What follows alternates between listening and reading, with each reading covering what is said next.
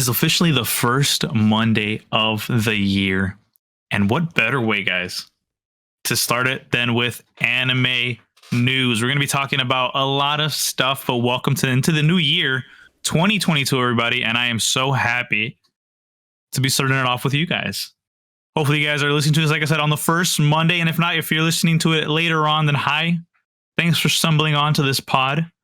And last year was a crazy year for anime because there was a lot of pushbacks, a lot of stuff that came out, and a lot of stuff that we were excited for. But we're officially into this year, which is already proving to be a super hype year for anime. We have animes like Bleach, we have Attack on Titan, we have My Hero Academia. We have so many crazy animes coming out this year that I'm very excited. I know Renee and Rafa are as well. But Speaking of them, guys, how was your past week? The last week of 2021 in anime. I believe last week was the official last week for a lot of animes too. So we have a lot of emotions. A lot of animes is wrapping up now. It's crazy. Like a few weeks ago, I was like, damn, I was having trouble, keeping up with all the shows I was watching, and now it's like, oh shit, I only have to watch Demon Slayer. Like it's pretty cool not having to watch so much for like on week basis. But at the same time, I'm kind of sad, especially with one show that I just finished wrapping up. That's a really good show, and we'll talk about it in a bit. I'm assuming so, right? Right. It was the opposite for me. Like I had to play a lot of catch up this past week, and like since I was on vacation, like it was my time to catch up, and I've seen so much within the last like 48 hours. Like my mind is just like my emotions are all over the place, and my mind is just like like I went from like watching this anime to like a completely other anime, totally different genres, and it was just so much, but it was fun.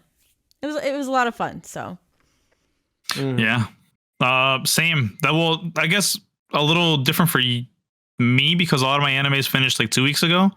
So I'm like in this limbo of let me watch some, and I decided to watch Bleach all over again. Oh, nice.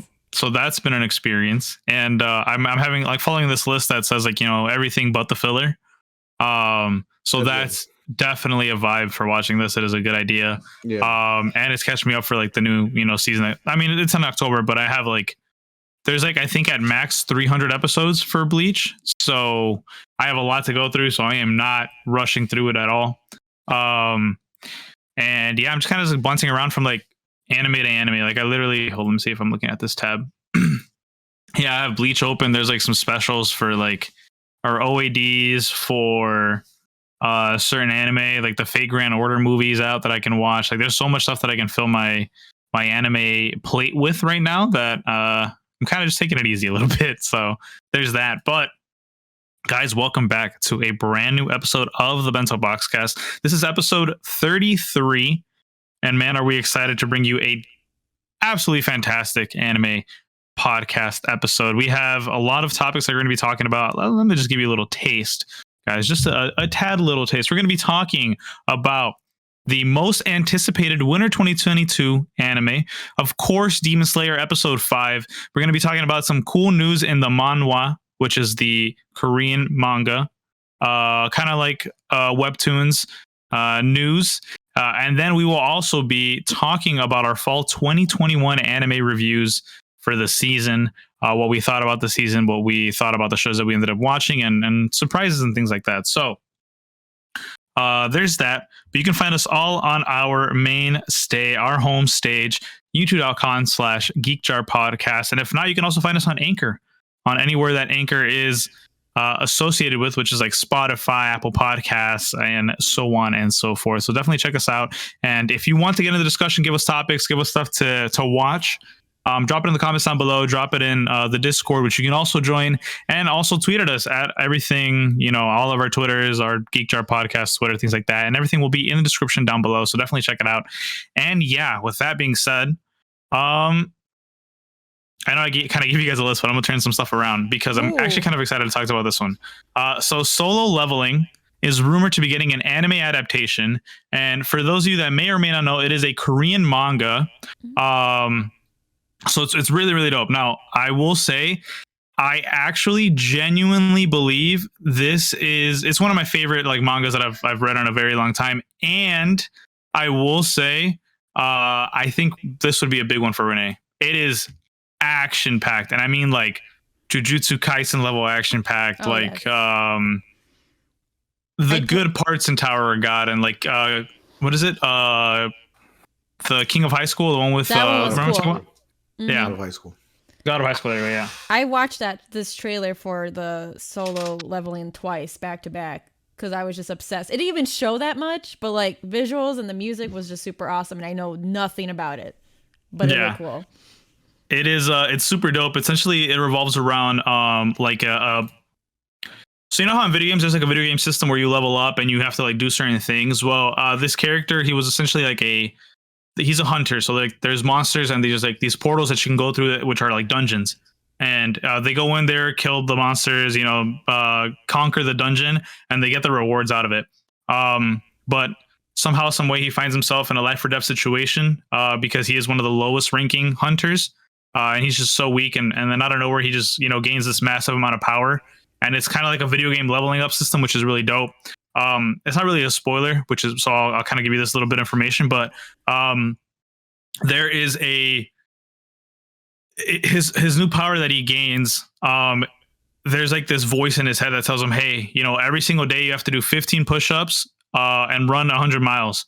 And like they give him like all this physical training stuff that he has to do.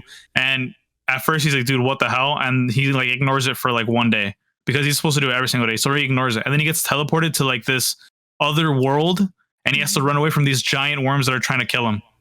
And it's like there's like and then the voice in his head tells like, hey, like this is just the easy mode. Like things will get worse if you keep ignoring these things that we're telling you to do. So like he like physically changes because of all like, you know, the requirements that he has to do every single day and all the things like that. And it's super action packed. That is one of my favorite things that I've ever read. It actually came to a conclusion last week. So you know they can't really fuck it up. They can't really spin around the anime, or rather the manga itself. So our manhwa, and I'm really excited. But I mean, yeah, to hear that you watched it and you were like kind of into it, like that's dope. I definitely want Rafa to watch this too, because if you like the God of High School, you'll probably like this one a lot too. And Rafa knows I've been clamoring about this one for a long, long time. Mm-hmm. This is not the first time I heard about this cool. Story. So Hector has brought this up before multiple times. So pretty cool to see. Very excited. Definitely something I'm gonna check out. If it's anywhere near Jujutsu Kaisen, I'm gonna be sold on it, because because I already know how I feel about Jujutsu Kaisen. Do we have a date for this or no?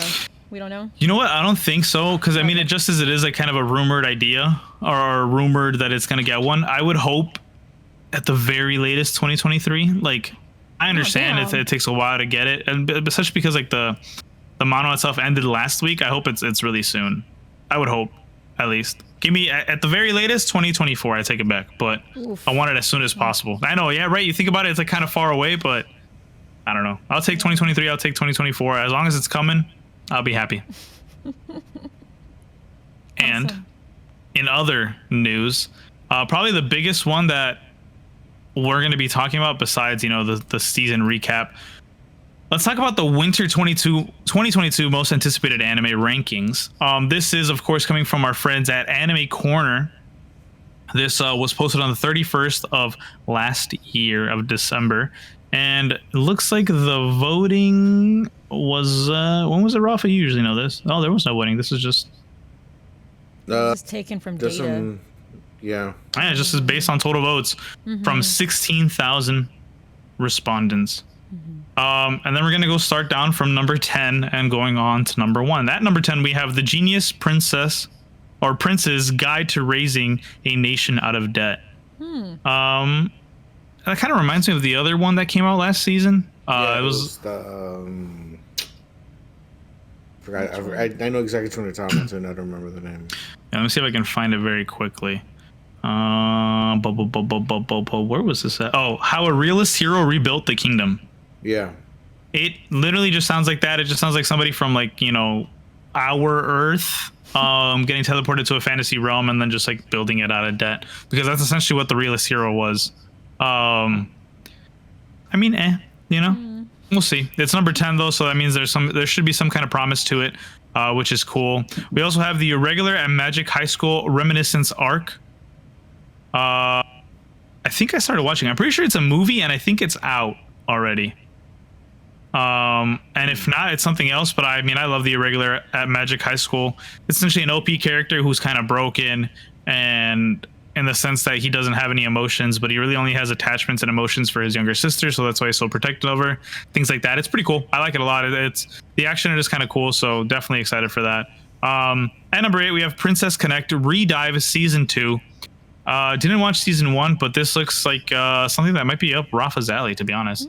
I started watching it. It's kind of cool. The main girl, she's like a knight princess, and she's like really powerful, and she has to like eat a lot of food to keep her strength up. It's funny. It's like a fun adventure type of show. I dropped it. I didn't really continue watching it, but that's more on me because I tend to do that. I drop a lot of shows. I don't really give them a chance like I used to. But I don't know, if it's yet another season, it might actually be worth going back and watching it. So, well, there you have it.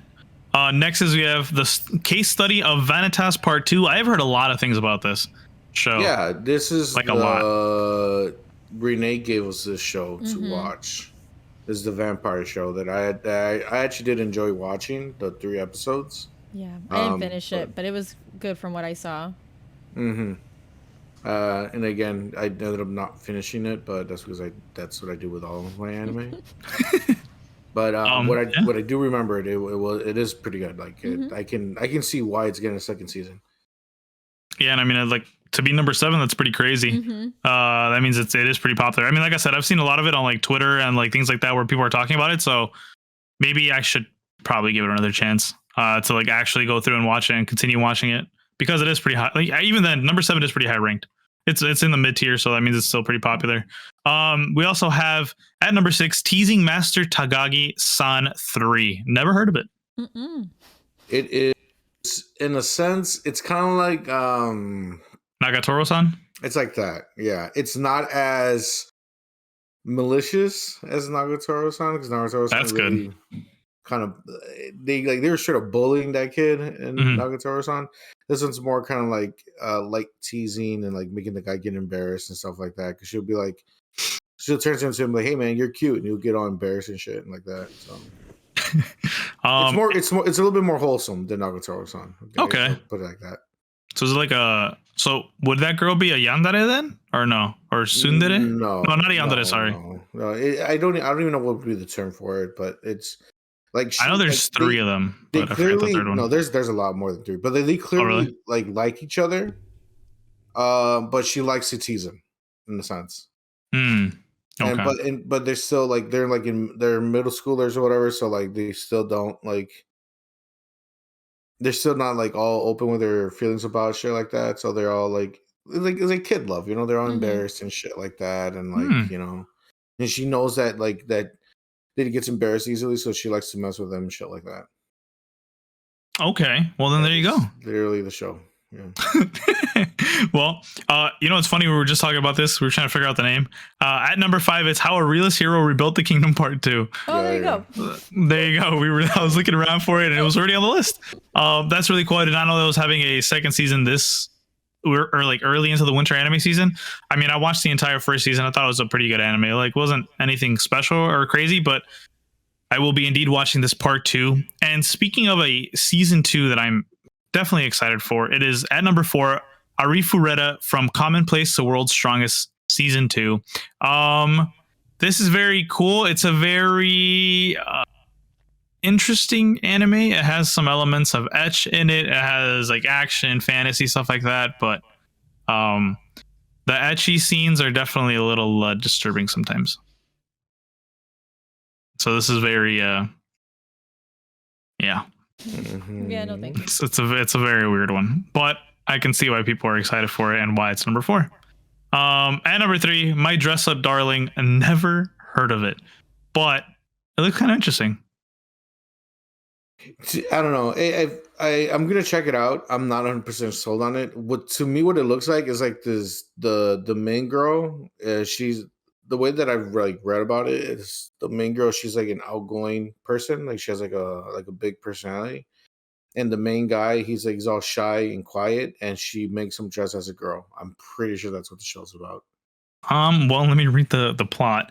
Pretty sure Wakana Gojo is a first-year high school student who dreams of becoming a Hina doll craftsman. One day during first semester, his popular classmate Marin Kitagawa sees him making doll costumes in the school's clothing room. Marin, who has wanted to cosplay for a while and has observed Wakana's skill in sewing, asks him to create the costume of a character from a video game that she adores. Despite the fact that Wakana had no experience making a costume on a human scale, he was inspired by Marin's tenacity and agreed to make one for her. So I think it's the other way around, Rafa. Oh, okay, never mind. I think it's the guy who likes craftsman, like sewing, things like that, who wants to make costumes for. Okay. Oh, that is very interesting. The I don't know if you guys. Well, here, let me see. I'm gonna post it in the chat for people to look up what Hina dolls are. But this is essentially what he's making costumes for. Very interesting. This is a very interesting and weird premise, but we'll see. We'll definitely check out, or at least I'll check out for sure what that anime is. Huh. Okay. Well, moving on. At number 2, we have World's End Harem. I know episode 1 came out a while ago. This one, I believe, is also like an ecchi harem anime. It might actually be an H anime, I think. So, kind of weird that one's on here, but what does that mean? Like softcore, porno type stuff. Yeah. Nice.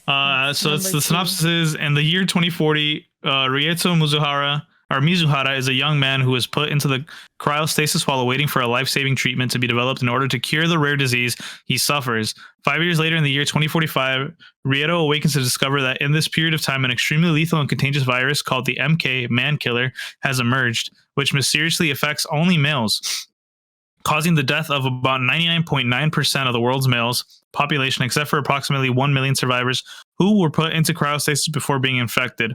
Much to his surprise, Rieto also learns that he is one of the 5 men in Japan who somehow developed immunity to the MK virus and, as a result, are required to participate in a breeding program. Yep.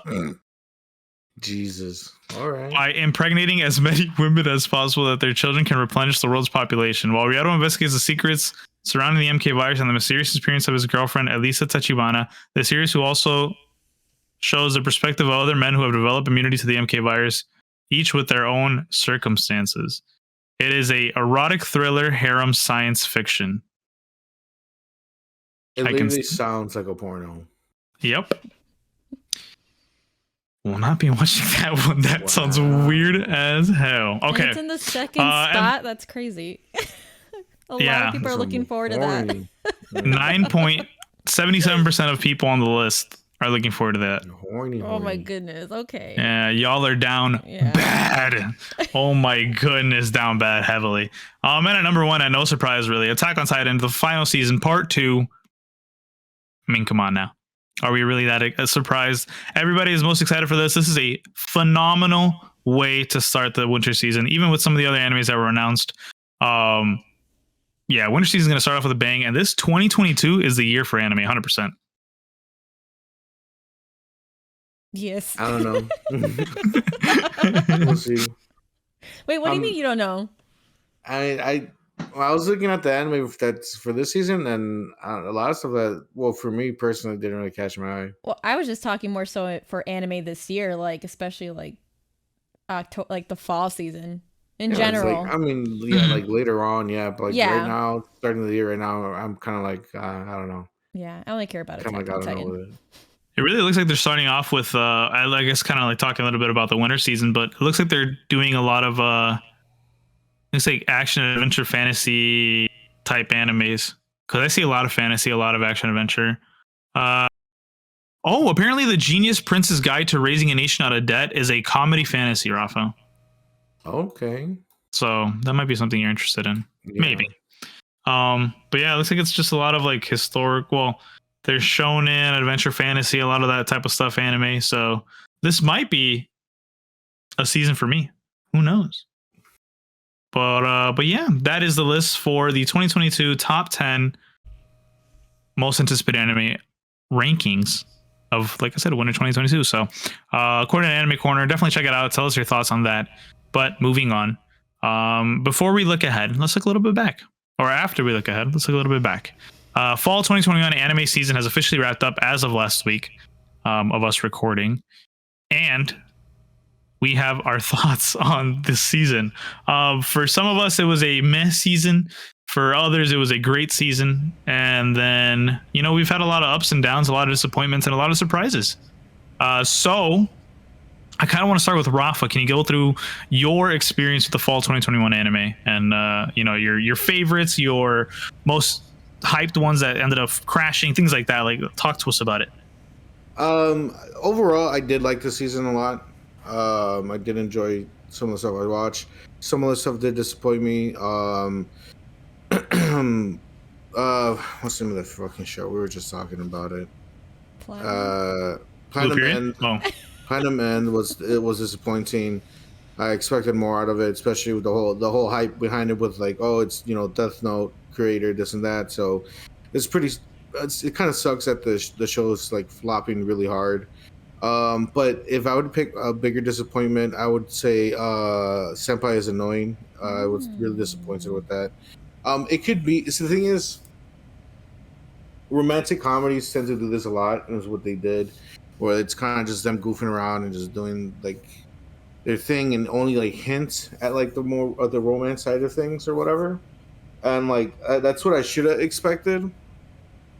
But episode 1 did this thing where the main girl mentioned, like they were having a conversation. They were drunk, but she mentioned she said to the main guy, like, "Hey, like, you don't think like I'm like wife girlfriend material like for you?" Like really heavy, like a big ass fucking question almost, especially for an anime, right? Like, hey, you don't think I could be like a girlfriend for you or some like around those lines like that, right? And I was like, oh shit, like these shows don't do that, especially on episode 1, right? So like it almost gave me hope that it would become more of like hero called Hiromiya. Is that Horimiya? Horimiya? Because how Horimiya, in a few episodes when it was starting, they were hinting at that, and they were showing examples of like them liking each other, and like there's the one thing that I always remember is when the main girl was talking to the dumb girl at the kitchen, at the cafeteria. And the dumb girl's like, hey, this guy, I'm gonna go holler at him. And she's like, that's my man. Yeah. Ooh, oh yeah, true. So yeah. I was like, yes, queen. Like, yes, okay. queen. Like, okay. Like I love seeing shit like that because like you don't get enough of that in anime, especially with like romantic comedy. Like when like they're so like upfront and like are actually like, yes, there's those kind of shenanigans about like, about doubt and miscommunication. It's kind of like the typical tropes with a romantic comedy where like, oh, that person doesn't like me because I'm not like this or type of shit like that. But like they were really upfront about like, hey, I do like this person. Let me actually see what's up with them. Like you don't get that. That's really rare and with romantic comedies. And like episode 1 and Senpai's annoying, I thought they were gonna go down that route, and it was more comedy than romance, which really disappointed me. I really wanted to see more of the romance side. Like honestly, Horimiya should be like one of my favorite anime of all time. I don't know why I bag on it so much. Not bag on it, but like I don't know why like I didn't like dive in as like deep into it like as you guys did, because like their balance between comedy and romance is like it's like perfect. Ooh, it's that is funny. high praise for an anime you don't talk that much about. That's crazy. Yeah. Like it's funny. It has like it's really funny moments, but it also gives you that romance side that you want from it.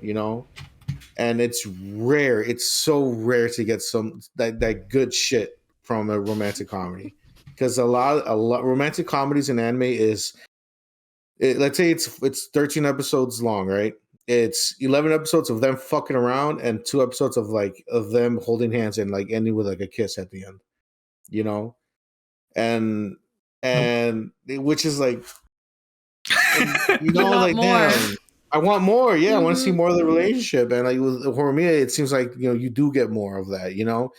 So I was really disappointed, and I feel like it's more my fault for expecting more out of this. I should have seen the signs earlier. Oof. I was ignoring the red flags. I was like, no, it could be more than this. It can be more than just a dumbass romantic comedy. But no, at the end of the day, it was just another generic one. I still think it's the best opening of the whole season. I still love that opening, but I expected more. The anime that I didn't expect to be so good was Ryoko-Chan. Mhm. Um, it started off like, okay, first I was like, oh, it's horror comedy. How's that really going to work? Whatever. Horror is already a hard genre to tackle in anime. Mhm. But for being a horror comedy, the horror aspects were really good. Those ghost designs are top tier. They're terrifying. Super scary. Yeah, like really, really good nightmare fuel. So Mhm. Oof. the designs were really, really good for the ghost. And on top of that, other than like a few little scenes here questioning like why are you shooting those certain angles here and there, for the most part they didn't do too much of like the fan service type of thing, Mhm. which this show definitely does not need. It's not that, I feel like it's not that type of show. And on top of that, it ends in a way where they clearly can do a second season. Really? Yeah, Yeah, I agree they with can. that. Yeah. It's really cool. I like the whole dynamic what they did where they subverted. Is that the word I want to say, with the main bad guy, the guy towards the end? You watch all of it, right? Renee? Yes, I'm all caught up. Yeah. So you know how The like teacher?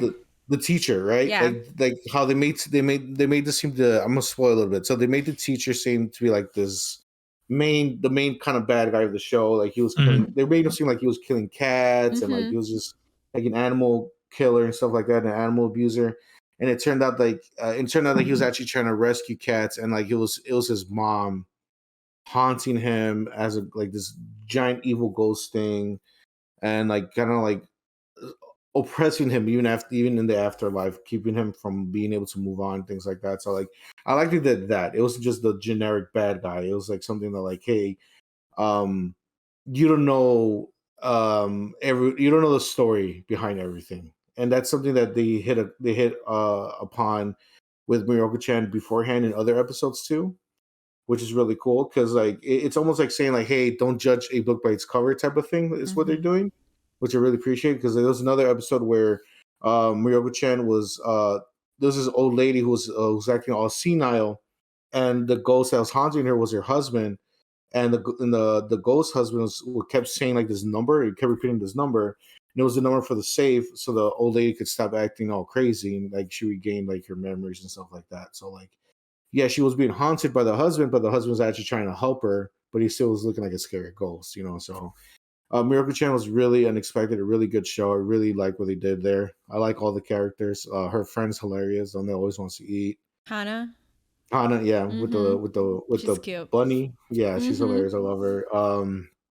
The other girl who thinks Miracle Chan's super powerful, the girl Yeah, I with forgot her the name. The blonde yeah, hair with the pink tips. Yeah. yes, she's also great. And like I know for like I have that feeling like this like they're revving up for like a season 2 because like the whole thing like with the old lady, like she was barely there, but you can tell like they have plans for her. So hopefully Miracle Chan does come back for another season. Definitely Mhm. want to see that. And my favorite anime of the season, and I felt this going in just watching how the show kept progressing, was Blue Period. Through and through, Blue Period is just the best of this season right here. If you haven't seen it, go watch it. You deserve to watch it. It's really fucking good, man. Um, it's also, I just want to say, Comic Can Communicate is also good.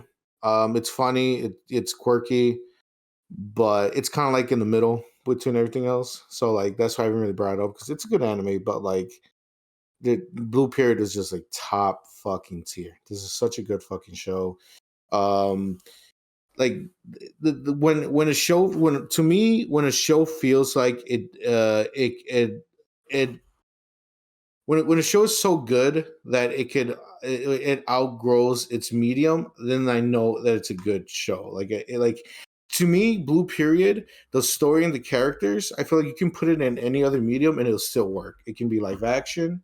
It could be a play if you want. It could be, a movie, a TV show. It could be in other types of animation. And I feel like the story still works. And that's like high praise to me. Like, sometimes some shows you watch and like, oh, this only will work for anime. Or like, this is such an anime that only works in this type of medium, right?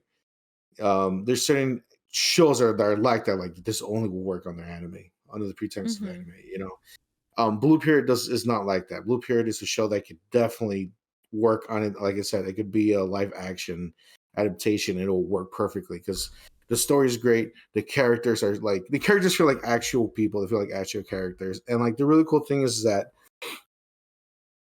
everybody has like their own arc that they go through, and it's really great to see. Even minor characters that you only see like 3 episodes have arcs. Like that one scary looking friend he has, the main guy. Oh yeah, where he's like opening up a bakery, or he wants to go to a bakery. Yeah, pastry chef. Like they didn't need to do that for him. He could have just been like, "Hey man, good job getting to art school," and they're like, "No, he's gonna be a pastry chef." That's so fucking cool. And like, I cried twice at the ending of the at the last episode 12. Same. Yeah, I cried, and it's for 2 different reasons, by the way. The first reason... I feel like I know what are the reasons. I want to hear it, because I didn't cry like you guys did. You didn't cry at all? Okay. It was when his mother was holding the picture. I choked up a little bit. After she said goodbye there. You didn't cry at that? No, dude, I fucking bawled my eyes out at that. And then when he called them and said, that he got in. I cried at that part too. Okay, yeah. I was just like, yes! I was like just so happy for him. You're right, yeah. I might have missed something that you... Yeah, no, I'm gonna say it. I cried for 2 reasons, two different reasons, and this is what I really love about this show. I cried first time when he called his parents up, right? Because I've been like, this is just how relatable the show is. I've been in situations before where like you get news, big news, life-changing news, where you kind of just sit there and like you just like you're taking it in, but it still doesn't kind of like hit you. It's kind of you still have like that surreal feeling of like what's happening, but it still doesn't really click in your head. Like, oh, this is happening. In shock. Yeah, exactly. And that's how I felt watching him look at the board and see that his number was on there, right?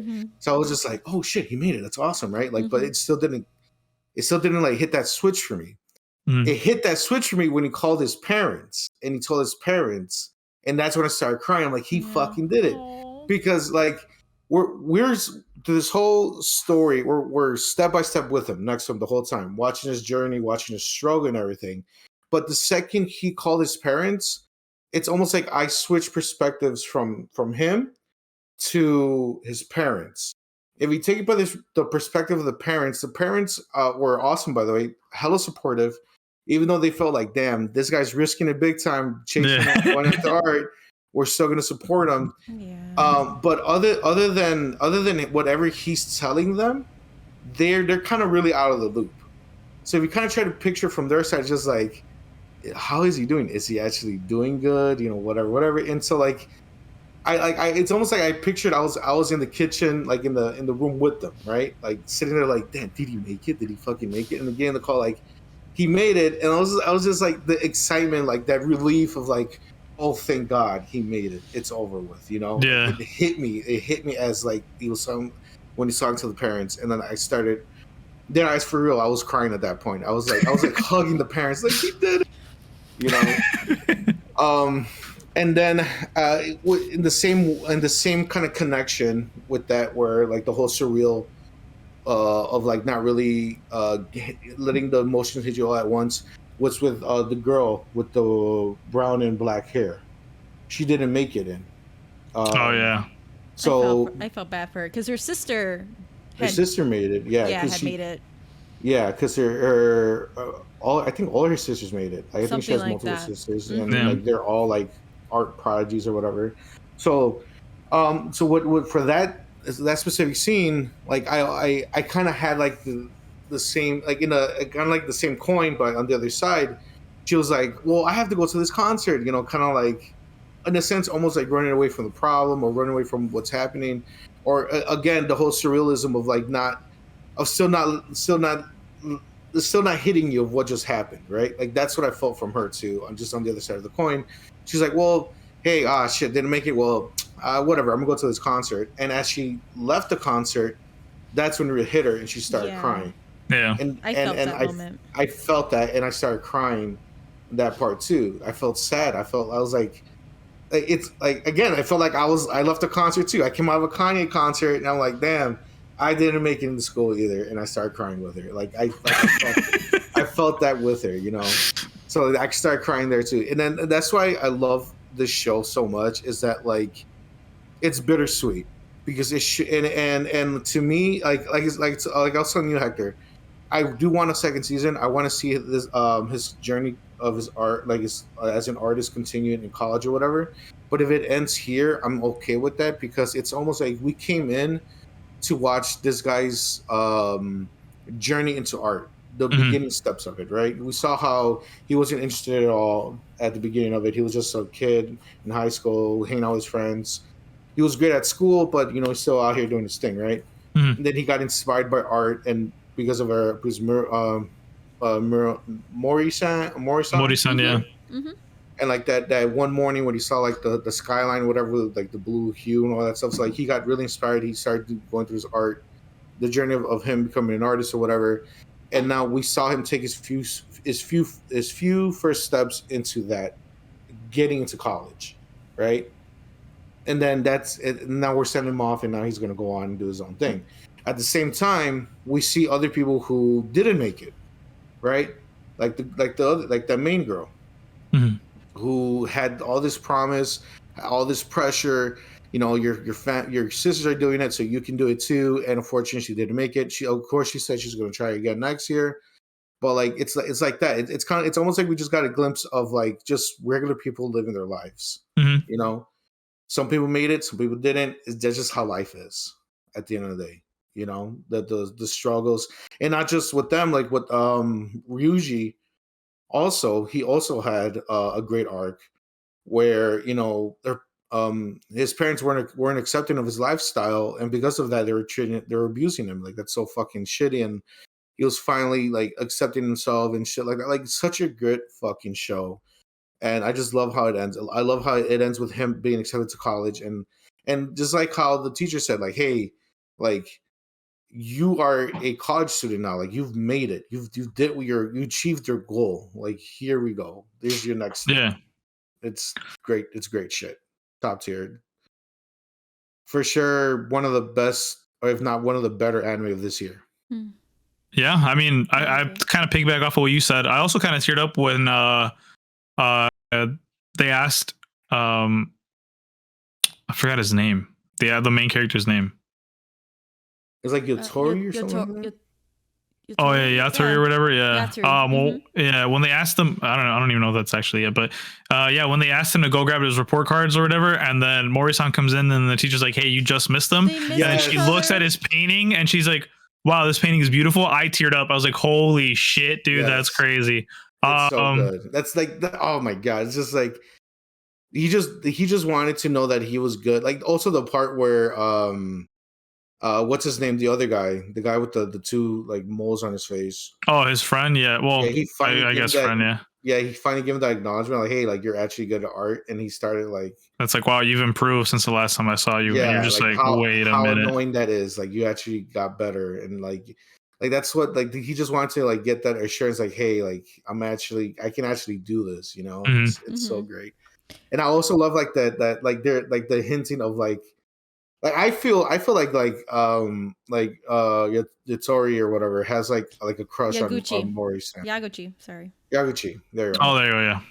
Like he got inspired by Mori-san, but I also feel like they're almost like hinting like almost like a relationship almost. I don't know. I kind of got that vibe of it. I got more of a like he looks up to her, and I kind of want. This is more of a me trying to ship the thing that I hate the most. I'm definitely shipping them. I'm shipping him or Yaguchi and the girl with the brown and white or yellow hair. I want that. No. I want girl with brown and yellow hair, because remember how they had like those moments where like they're on the stairs. Brown and black hair. Yeah. But I want that. The girl that didn't get in. Yeah. That's the ship that I want. No. See, this is where it gets into the crazy, anime side where people want to fight each other because of who they ship. It's definitely him and Mori-san. I kind of want him and Ryuji. You know what? I can see that too. I mean, they were friends, and like when they stayed together that night, like I'm like, I don't know. I was like, oh, I can see it. BL, baby. I can definitely see it. Oh, is it BL because he identifies as a woman? I don't care. I can definitely see it. I honestly, to be honest, I'd be cool with it. That one, like, it makes sense too. But definitely not Mori-san. Anyways, moving on. I'm just kidding. Dude, Mori-san is adorable. She's cute. She was so cute. She is. But yeah, that moment where she like acknowledges his painting and she says it was beautiful, I was like, damn. I was like, I'm gonna cry again this episode. Holy shit. And I love how like they never run into each other. I love like I know. I felt so bad. but they've always seen each other's works, which was so cool. Yeah, I was gonna say like my guess is no, you're fine. I was gonna say my guess is that they're gonna run into each other if this continues at like a competition, like an art competition, or like they're up against each other. That'd be cool, or just some shit like that. You know what I mean? Like something where they have to both show their paintings, or like maybe at one of those like art exhibits where like one of their paintings is each posted up in a certain area, and then they somehow get put next to each other. That would be cool. So just some shit, some anime shit like that, you know what I'm saying? So like that's cool. I mean, I love the show too. But any other animes you want to talk about, Rafa, or was that your fall? That is it right there. Wow. Yeah, like I said, I pretty much talked about everything that really came to mind. That like that really stood out to me. So to finalize it, your favorite anime, your least favorite anime, go. Favorite anime, Blue Period. Okay. Definitely. Least favorite anime, it is. I'm gonna say Planet Men because Planet Men is such dog shit. Most disappointed anime is Senpai's Annoying. Oh yeah. Yeah. Okay. I'm really disappointed by it, but it's still pretty. It's all right. It's run of the mill romantic comedy, but fucking Planet Men is just complete dog shit. The shit that they ask you to accept is just bonkers. So fuck that show. Well, then with that said, Renee, what are your thoughts on the fall 2021 season? What were you the same spiel? What were your picks? What were your not favorite picks? Yeah, so on and so forth. I would say out of all the seasons this year, this is the season where I've watched the most shows. Usually I can only handle like one or two at a time, but I mean I was able to watch like at least like five, 6 of them. And I mean the one I did drop a couple. I don't know if we wanted to talk about those two, but I did drop a couple. I didn't get to finish, or wasn't really interested in Faraway Paladin. I started it and then it just didn't grab me, so I just never had a chance to like actually finish it. And I had picked that Tri-Corner window anime, the Boy Love one. Oh yeah. I couldn't get past the first episode. So those were the two I had dropped this season. But I did ended up watching obviously Blue Period like you guys. Rafa said it all, and that anime it was something that like everyone could watch. Like you didn't have to be someone who liked art, like anyone can watch it. Essentially. It was just very enjoyable. Very unique. I've never seen anything like it. And like that show, like I felt like the episodes just went by like just so quick. Like it was just an easy watch. Like you just get so sucked in, and it was just beautiful. And I've said it numerous times too. I'm a big art, I'm an art geek. I went to art school. And it was just super relatable because a lot of the pressures that the main character has gone through, I experienced firsthand as well. So in that regard, it was just really cool to connect with the show on that level. And even the characters were amazing. The stories were amazing. I was also really just sucked into just the art itself. Like when he was experimenting with all his different techniques, I knew a lot of those techniques because I was taught those in school. And so it was just cool to see a show that just brought up those kinds of memories and my own past experiences. Blue Period, it was absolutely amazing. I also had Miroku-chan, Miroku-chan, and this was a show that I didn't expect myself to really get into. It was my first like comedy anime, and then I really liked the horror aspect of it. Yeah, those spirits were absolutely terrifying. I had a couple of nightmares. Definitely not a show I would watch at night. And but it had a lot of funny moments. Like it was a cool balance. Like, oh yeah, here are these scary things, but then you have like Miko-chan and her friend Hana, they do silly girl stuff, and it was cool. It was very different. And like Rafa said, I can definitely see they ended it where like I can see them doing a second season, and I kind of hope they do, because they introduce some like those big spoiler, like there's like those spirits with like the masks and like the big old spirit at the end, and you don't know too much about them, but like I want to know more about them, because it seems like Miko-chan, she has the power of sight, but it seems like she has more abilities, and I kind of just want to see what else she can do, personally. But yeah, Miroku-chan was really good. Talk Up Destiny. I watched the first 10 episodes. There's a couple I haven't gotten to yet. But I was really excited about this show. It was created by Mappa and Madhouse, and I love it.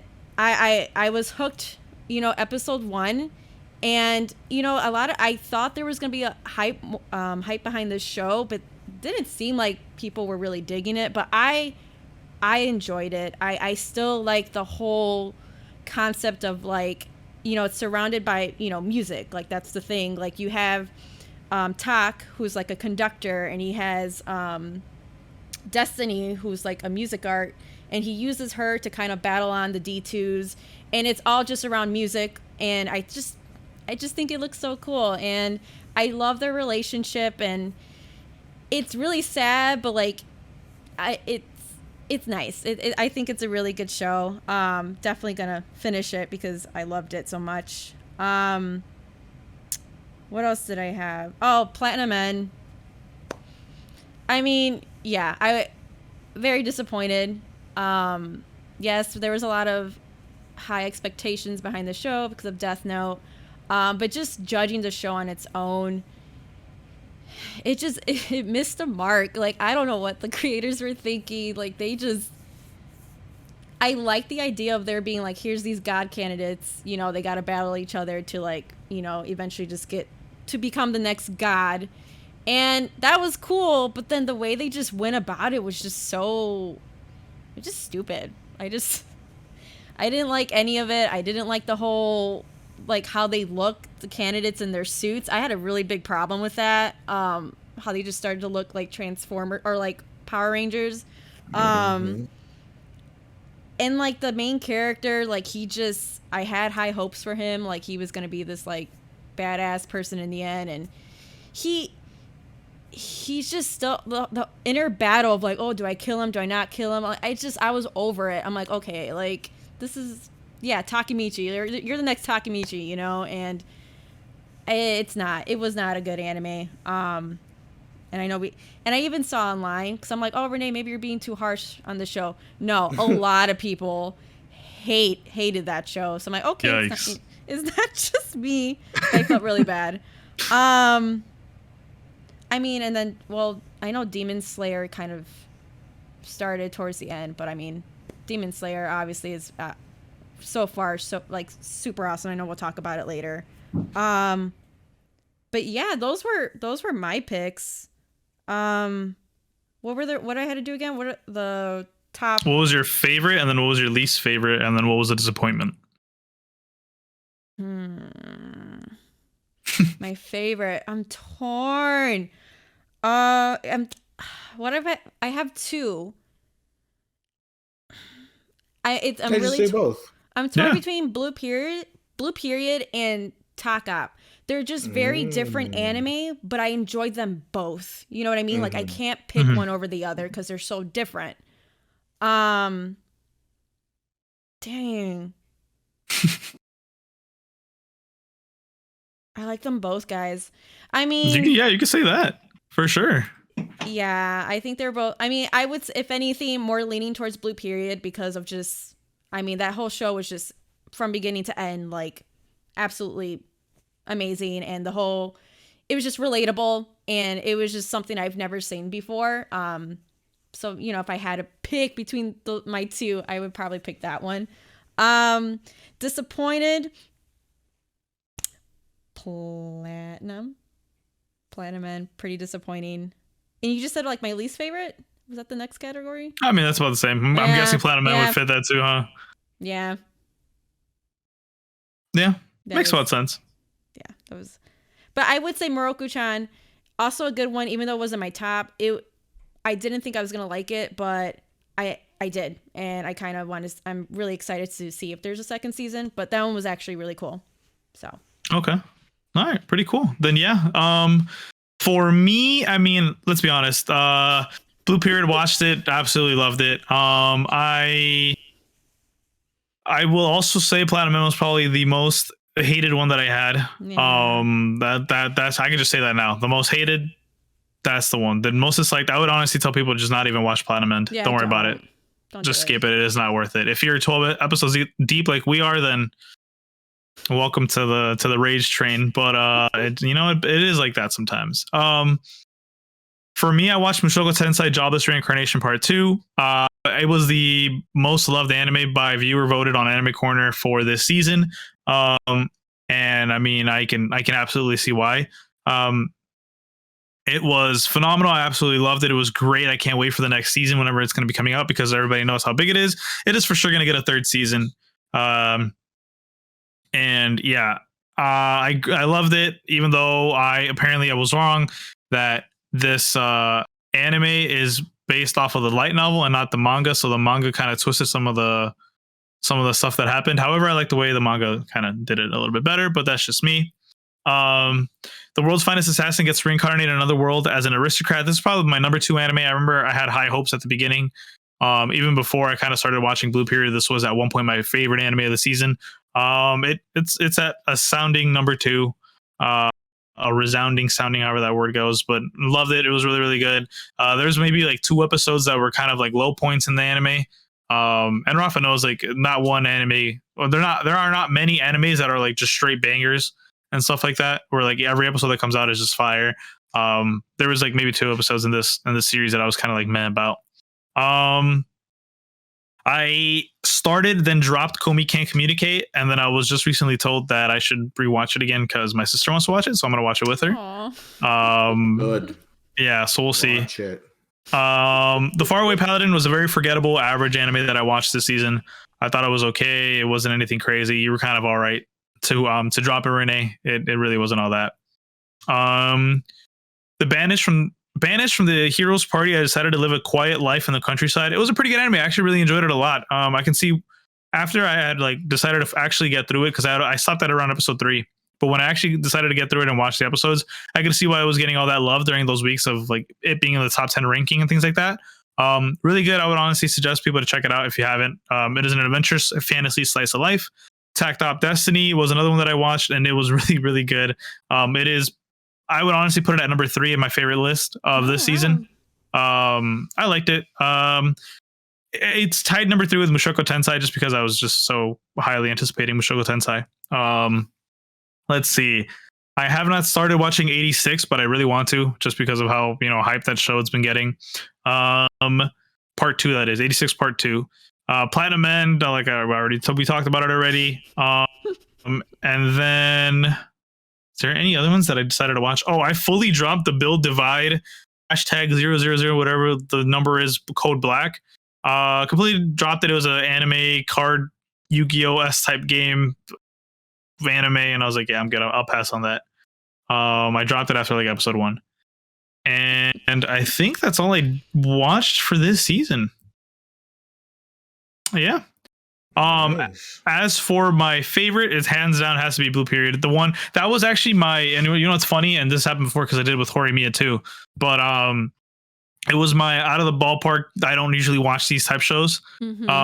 And that one ended up becoming my favorite. So that's pretty cool. And yeah, like I said, least don't even touch it, hate it, absolute not favorite.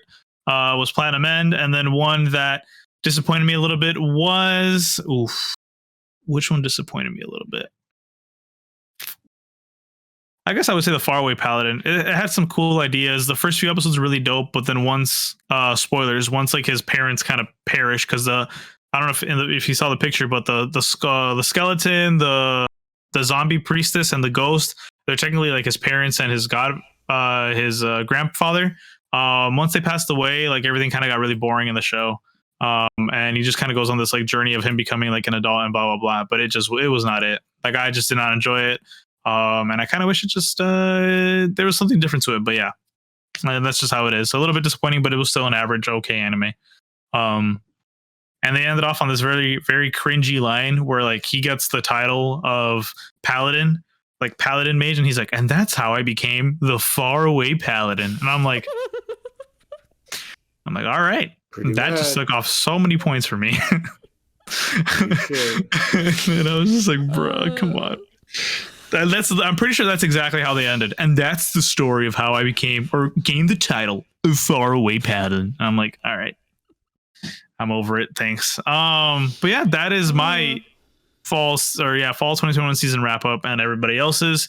Overall, we'll say a good season, not a great one, a good one, but the best for for everybody. Well, actually not everybody. Would you say was your if you had to pick? Well, you couldn't pick a number one, right, Renee? It was either Blue Period or. Well, I decided both of those were good, but I think I was more leaning towards Blue Period. Okay, so then there you go. Blue Period. Bento Boxcast number one anime of fall season is Blue Period. Check it out, and it actually ended up making the overall top 10 list for fall anime, which we talked about last week on the last episode. So check that out too if you want to see it. But with that being said, we have moved on to the last two bits, and two that I'm very excited about because one, we get to talk about Demon Slayer episode 5, full on spoilers review recap. Considering I'm thinking we're kind of going a little bit long on the pod, or let's kind of bring it to a concise, even though there was a lot to talk about, to be honest, this episode. So Rafa, I'm going to hand it to you because you're so great with explaining, but do the viewers a favor and let's kind of condense it a little bit. Okay, so this episode of Demon Slayer is where the action started picking up. Okay, Tanjiro is fighting the demon lady, she's upper 6, right? Her spot? Yeah, upper 6. And by the way, guys, I'm gonna mention this again here. This is how a protagonist should be written. Okay, please, if you're out there writing your own manga and it's gonna be the next indie hit, please write your character like Tanjiro and not like Takemichi or like fucking the guy from Platinum End. Okay, because Takemichi. Okay, see, Takemichi is not like Kirito, where Kirito thinks he's the best in the fucking world and he's badass and nothing can stop him. Takemichi also has doubts. He was doubting himself in this episode, right? He's like, "Damn, can I actually do this? Can I actually, live up to all these other awesome demon slayers?" And he's like, "You know what? I gotta do it. I gotta buckle it up, whatever the fuck. I gotta do my best." And he came out there and he kept fighting like a fucking G, like a man should do. Okay. Jesus, that bass in your voice. Sorry. Not like Takemichi, like crying and shit, standing around watching all his friends get their ass beat and die, or like fucking Platinum End idiot being a bitch. Not like them. All right, Tanjiro said he's the best. Anyway, so Tanjiro's fighting the demon lady. What's his name? The boar guy. I forgot his name. Inosuke.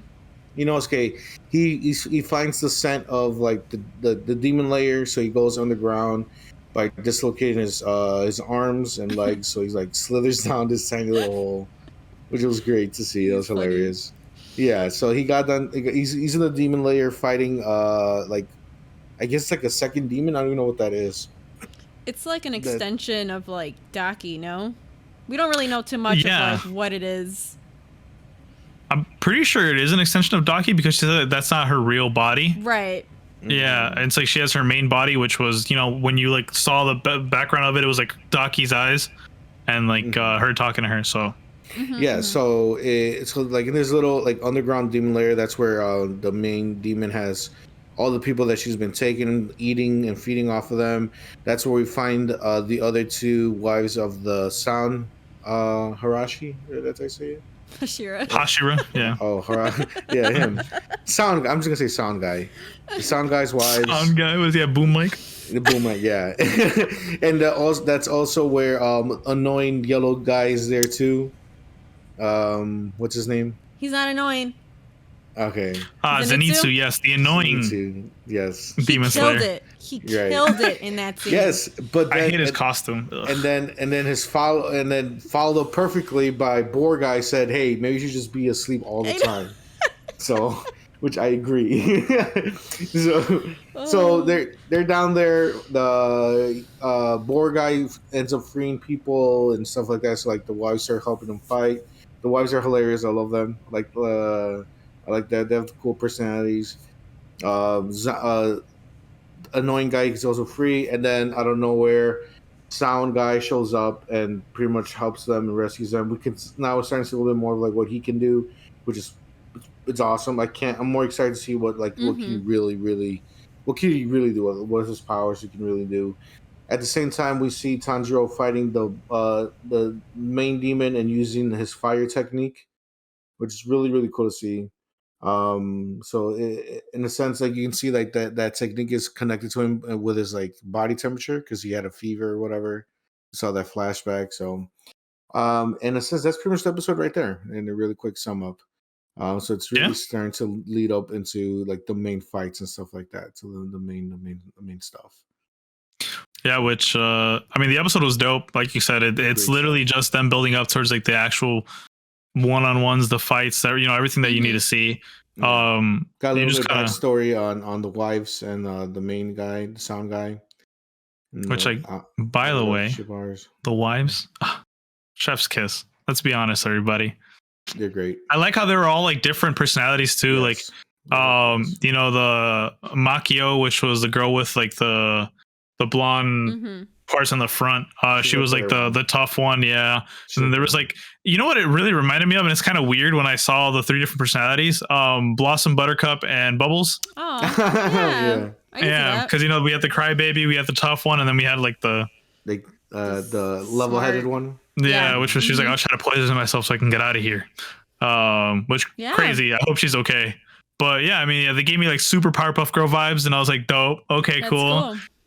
And I liked like the validation and like that they got when he like patted each of their heads, and then they like instantly, you saw this like welling up and starting to tear, and I was like, oh shit, okay, maybe me too a little bit. And I was like, no, okay, cool. Like I was super excited when he like swung his swords that they're like chained together. That shit was cool. I was like, oh, we're getting serious now. I was like, I can't wait for the next episode. Yeah, it's time to get flashy. Yeah, and I was like, oh shit, okay. Yeah, he's great. He's so funny.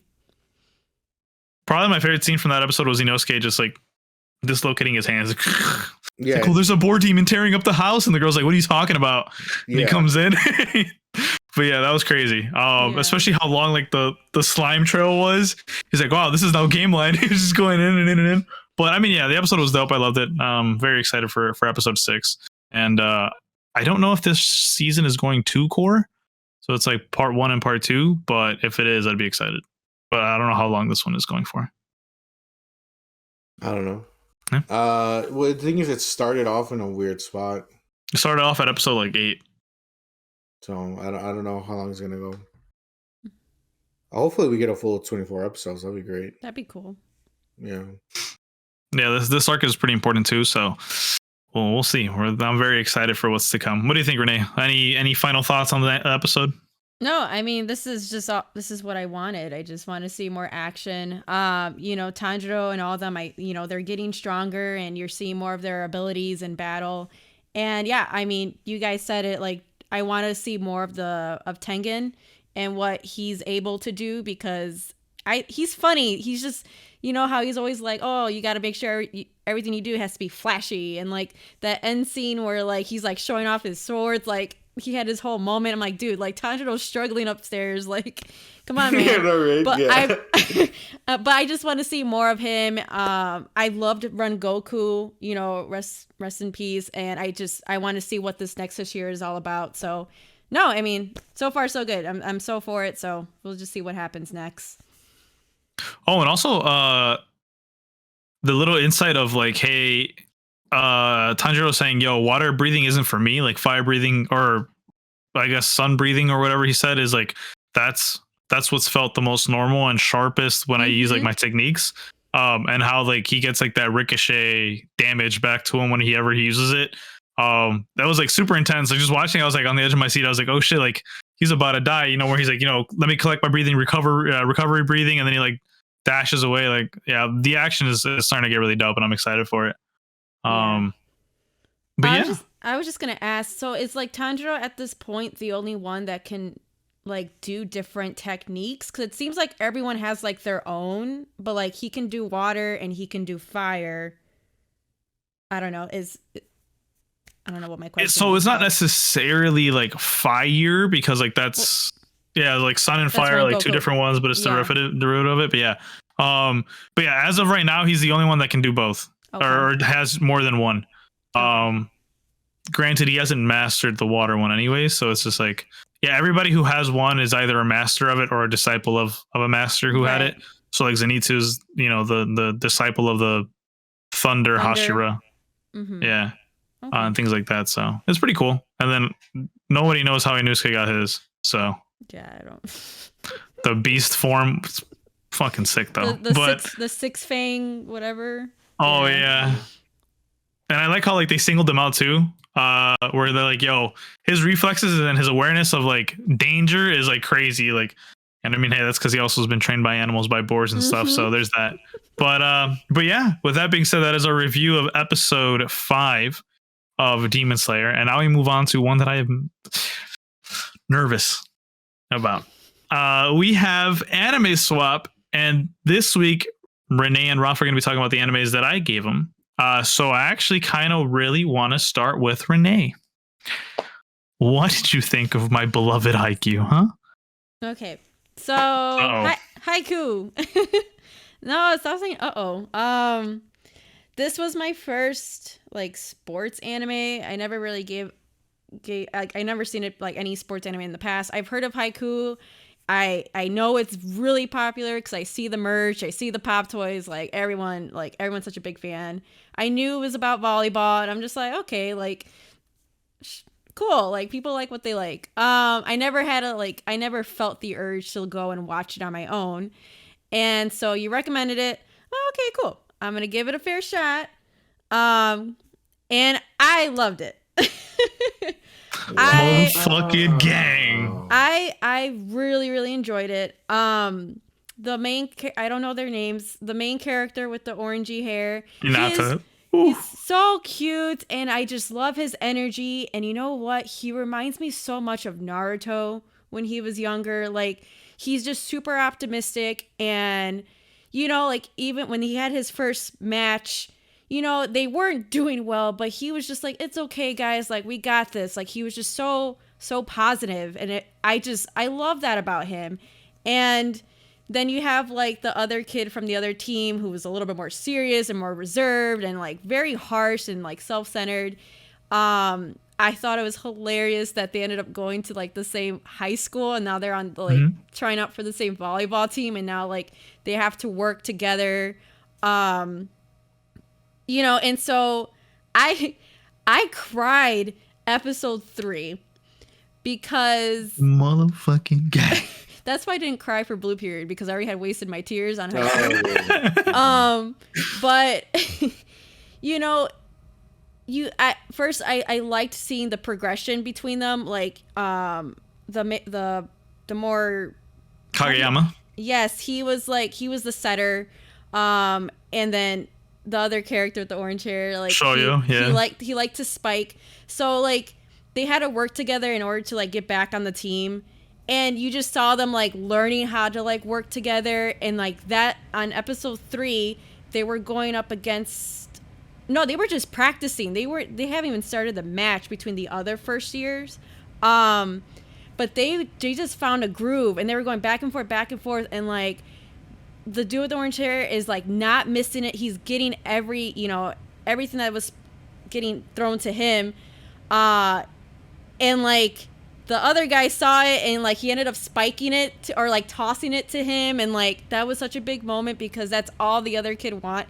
It was just so awesome, and I just started crying. I'm like, oh my god, like I'm super excited. I'm definitely gonna keep watching this. I used to play volleyball, and like I reached out to my sister because she used to play volleyball too, and she was like, you know what?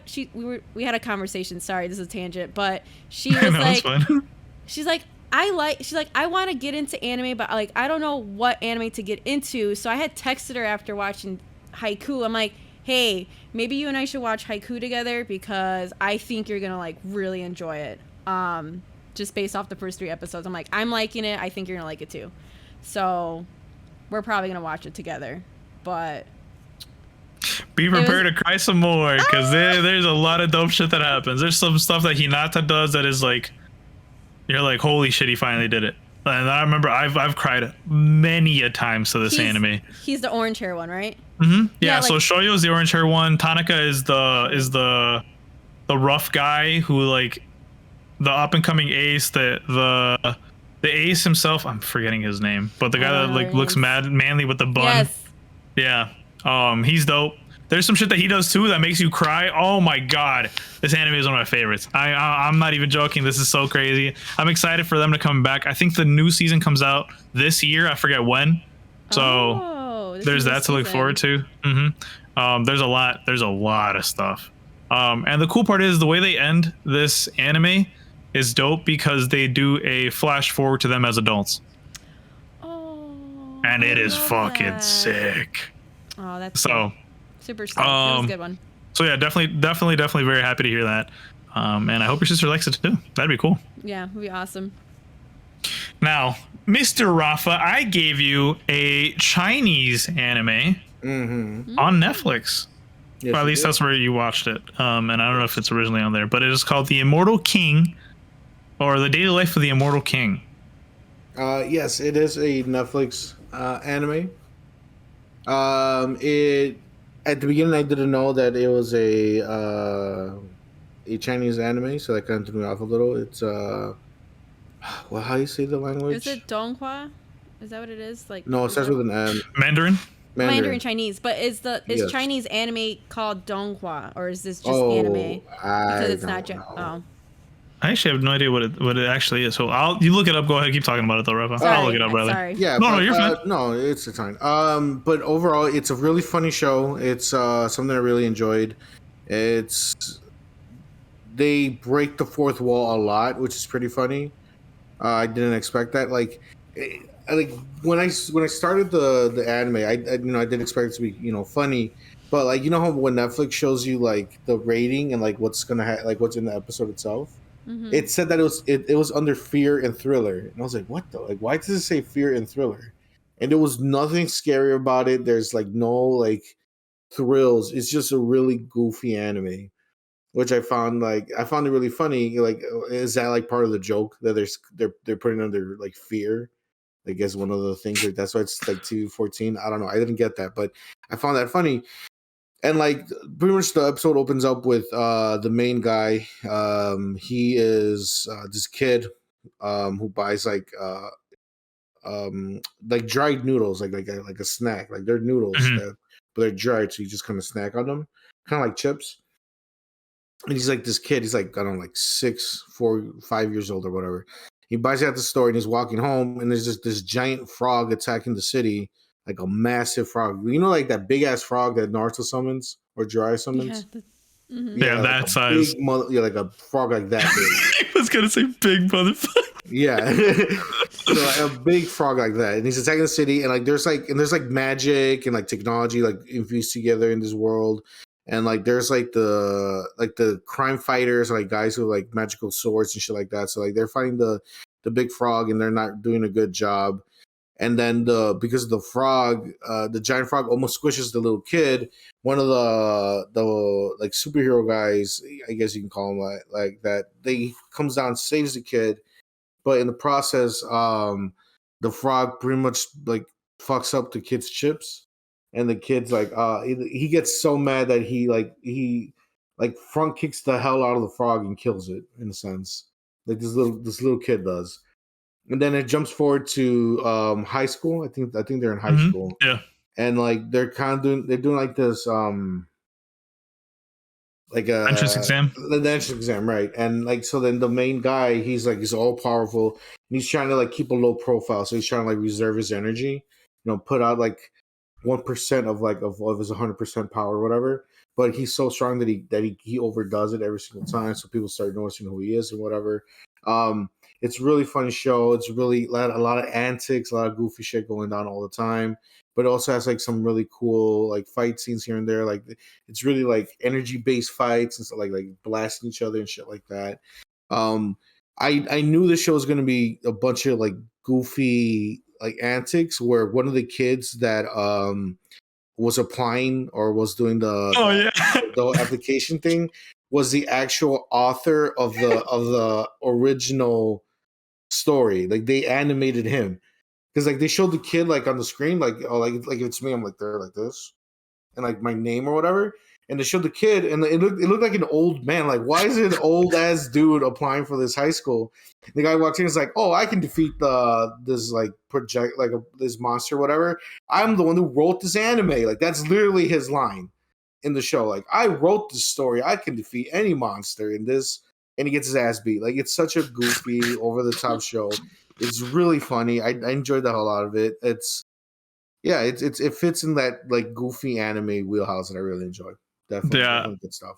Specifically talking about that scene, when they showed his picture, it was like a class photo, not a class photo, but like for your ID for your like school. Yeah. So it was up on this big screen, and then a bunch of the other kids that were like just like side characters or whatever, they're like, yeah, what the hell? He's supposed to be a high schooler. He looks 35, and they were just roasting him and just saying this wild shit about him. I remember I was laughing hard. He looked so old. Like he looked like a normal person. Like there's like the anime stylized version. He straight up looked like a person, like a regular ass dude. Like I'm like, what is happening right now? And it was hilarious. They break the fourth wall all the time. Like they just mention like the anime and stuff like that. Some good stuff. Mm-hmm. Really funny stuff. I really enjoyed this. I really enjoyed the 3 episodes here. Yeah, I mean, I hope you continue it. Season 2 is dope. I'm watching that right now. I'm going through it. The joke that I really made me laugh out loud was they did the flashback of the mom giving birth to him, and like then he walked out. the doctor, she runs out and she's like Dad, like talking to the like Mister, like, and the guy's like, what's wrong? What happened to the baby? And she's like, he just walked out, and you just see the baby walking, butt ass naked, just walking out like that. She's like, no. She said like, we couldn't deliver him, and he's like, what do you mean you couldn't deliver him? He delivered himself, and it's just like, what the hell? Yeah. It was really, really good. Like it's really funny stuff. Yeah, I remember that. That was so stupid. But I mean, yeah, that anime is dope. Like, I'm really happy you like that. Really dumb comedy, and then I love it. I love it. Good stuff. Well, I mean, that's 2 for 2, everybody. You love to see that from the kid. Now, that's it for me. But I think this week it is Rafa's turn to give us his anime. So, Rafa, what you got for us? I've been having this anime in the chamber for about 2 weeks. Jeez. I discovered this anime right after I told you guys to watch Trigun. So I've been counting the days so I can tell you this anime. This anime is on Netflix. It's called Super Crooks. Oh, is it newer? Yes, it is. I saw the thumbnail. Great. I love this anime. I watched all of it. I've seen all 12 episodes. Oh, nice. I think it's 13 episodes. I literally marathon this anime, and I don't do that anymore. I don't marathon things anymore. I marathon this anime. It's so fucking good. And I watch it in English dub. You guys watch it in whatever audio you guys want? I'm definitely watching in Japanese sub. I like the English dub of it. It worked. It worked well for me, but it's really good. So pretty much the premise is in this world there's superheroes, there's powers, shit like that, like superpowers. And we're following a guy who considers himself a villain. Mm-hmm. Right? And there's this heist that they're planning to do, and they're like, okay, so if we could get this heist done, we could retire and not have to do villain work anymore. We just live the high life pretty much, right? That's like the base premise of it. The action's cool, the comedy's great. It's violent as all hell, like super fucking violent, like especially with two characters. There's two characters who have the ability to regenerate. So like if you cut off like a finger, their finger will grow back, and they show it all. They show Cool. fingers getting cut, Woo. guts are flying left and right. Like it, definitely really fun. This is in Renee's wheelhouse, baby. This is some really good shit. They also mentioned Chicago for a little bit, so it's pretty cool. Hey, yo. Shout out to the city. So it's a really good anime. It's really awesome. It's really cool to see, especially how we have My Hero right now and how big My Hero is. It's really cool to see the other side of it, where it's like the villain side. But it's not like the super evil villain, like, I'm gonna world domination or whatever. It's more like, hey, I'm just trying to live here. I'm just trying to get money, and this is and yes, I can get a regular job, but being a villain is in my blood. I'm just trying to live. I'm just trying to get some money so I can just live my life, like that type of shit. So it's really good, pretty good stuff, and some of the powers are pretty cool. There's this one guy who I'm gonna spoil it just a little bit. There's one guy who his power is that he has over 200 powers. And every day he gets it's like randomly selected for him. That's kind of cool. So yeah, so he doesn't know what power he has until like he kind of uses it. So it's pretty cool. Interesting. Yeah, some really cool stuff. Okay. Yeah. Hopefully you guys like it. I really enjoyed this anime a lot. I really enjoyed it. Which, by the way, it is found on Netflix. It's on Netflix. Yeah. Yes. Also, the opening is really fun too. Okay. Well. Really fun song and really cool opening. They're like dancing and shit. Dude, definitely love those anime openings. I do like when they dance in the openings.